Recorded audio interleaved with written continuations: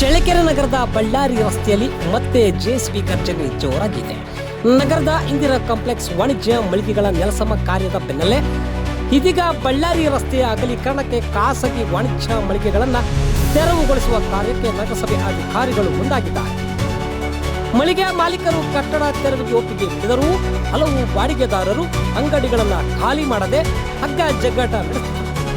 ಇಂದು ಬೆಳ್ಳಂಬೆಳಗ್ಗೆ ಅಂಗಡಿ ಬಾಗಿಲು ತೆರೆಯುವ ಮುನ್ನವೇ ಜೆಸಿಬಿ ಮೂಲಕ ಕಟ್ಟಡಗಳ ಮೆಟ್ಟಿಲು ಹಾಗೂ ಮುಂಭಾಗವನ್ನ ನೆಲಸಮಗೊಳಿಸಿದ ಪರಿಣಾಮ ಸ್ಥಳದಲ್ಲಿ ಕೆಲ ಕಾಲ ಗೊಂದಲ ವಾತಾವರಣ ನಿರ್ಮಾಣವಾಯಿತು.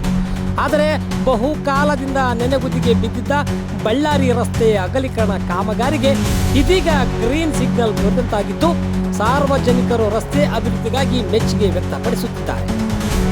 ನಗರಸಭೆ ಪೌರತೆ ಡಾಕ್ಟರ್ ನಾಗವೇಣಿ, ನಗರಸಭೆ ಸಿಬ್ಬಂದಿ ಹಾಗೂ ಪೊಲೀಸು ಯಾವುದೇ ಅಹಿತಕರ ಘಟನೆ ನಡೆದಂತೆ ಬಂದೋಬಸ್ತ್ ವ್ಯವಸ್ಥೆ ಕಲ್ಪಿಸಲಾಗಿದೆ.